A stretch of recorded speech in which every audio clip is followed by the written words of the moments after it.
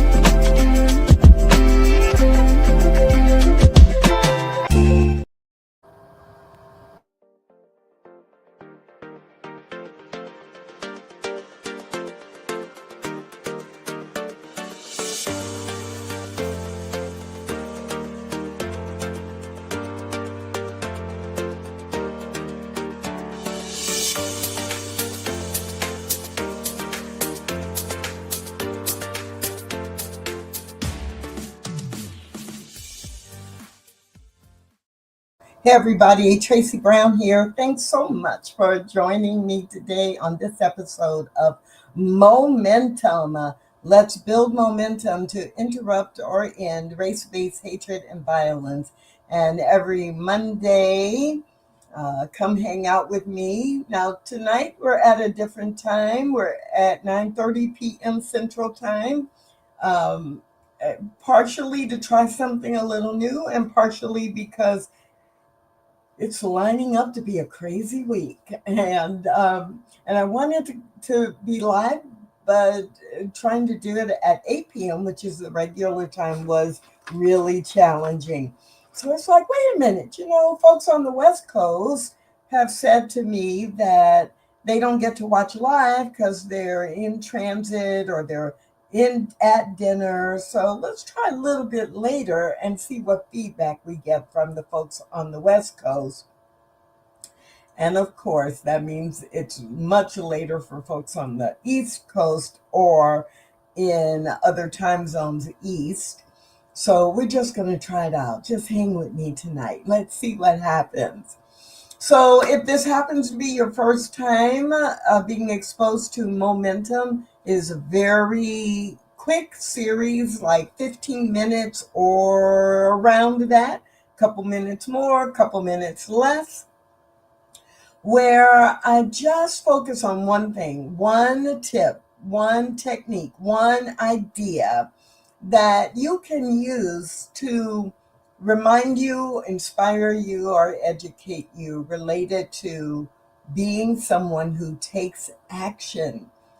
This is all a part of the What Is Mine to Do Facebook group, where every day we ask ourselves the question, what is mine to do to interrupt racism? What is mine to do to interrupt race-based hatred? What is mine to do to interrupt or end race-based violence?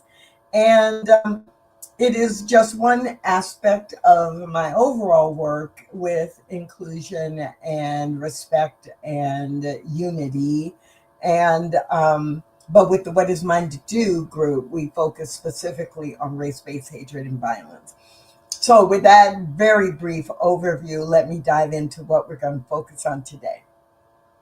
Today is more of a reminder / inspiration.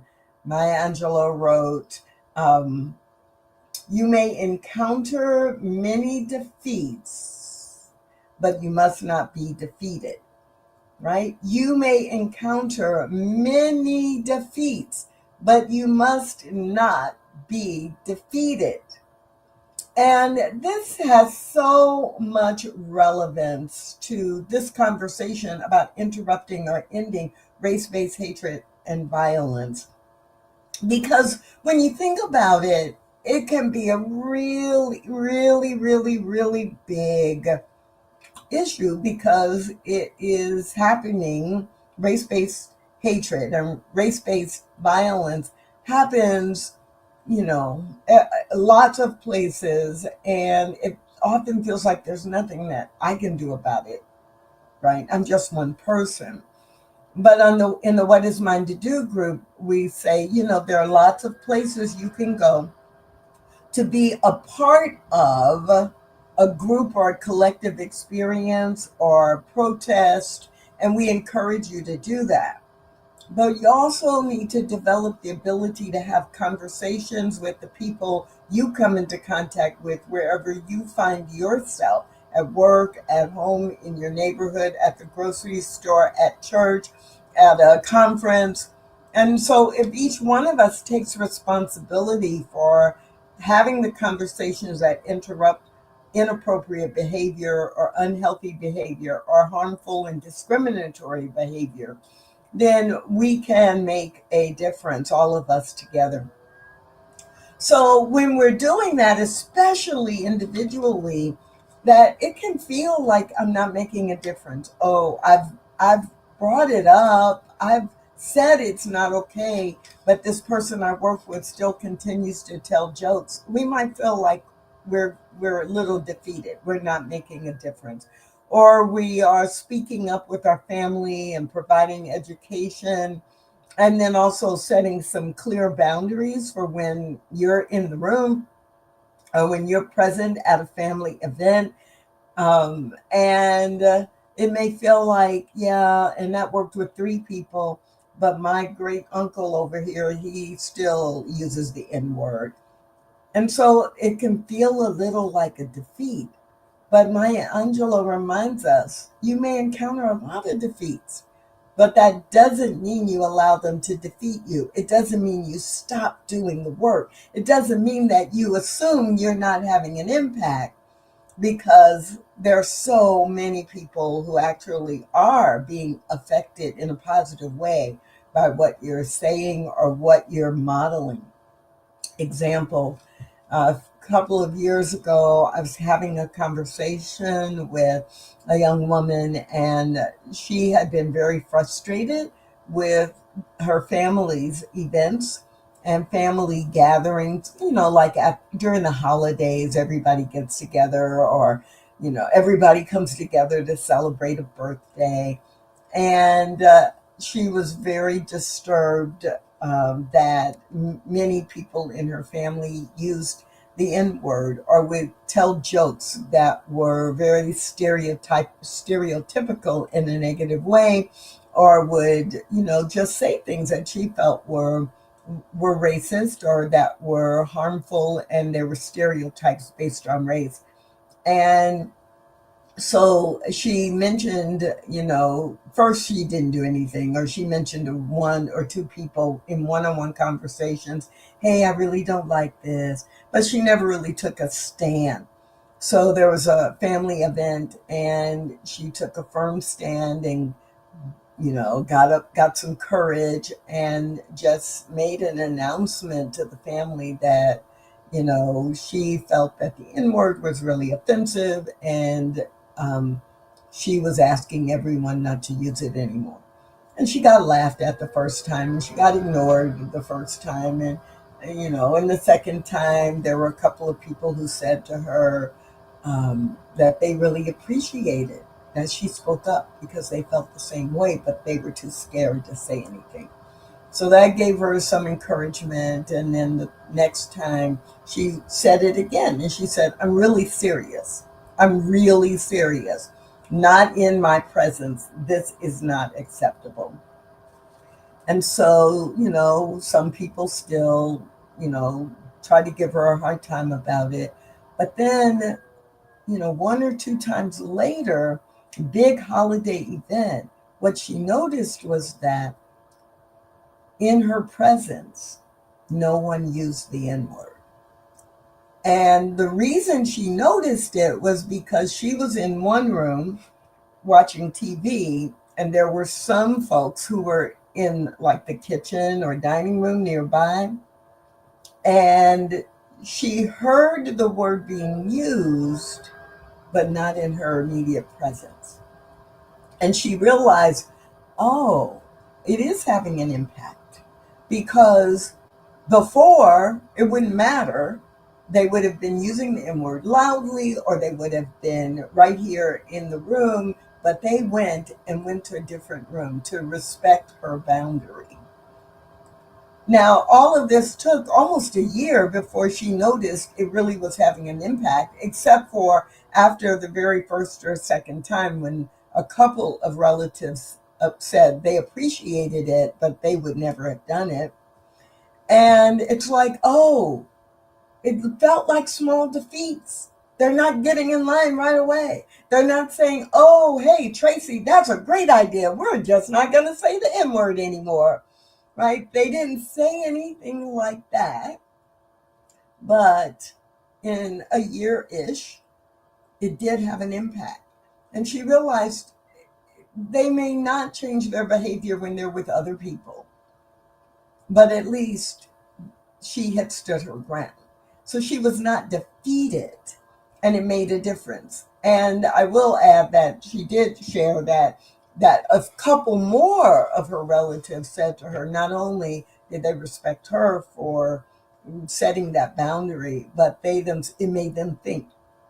They themselves thought about it, like, why am I using that word? And that's really not appropriate. And they had stopped using the word, not just in her presence, but period, like in their social groups when they were away from the family. So we often have an impact that we don't even realize that we have. So do not let what feels like a defeat you, right? Just recognize it. Now, I gave you that example because it's a really good example of what happens when we are with people we know and we are answering the question, what is mine to do? It is mine to set a boundary. It is mine to educate. It is mine to say what's okay in my presence and what's not.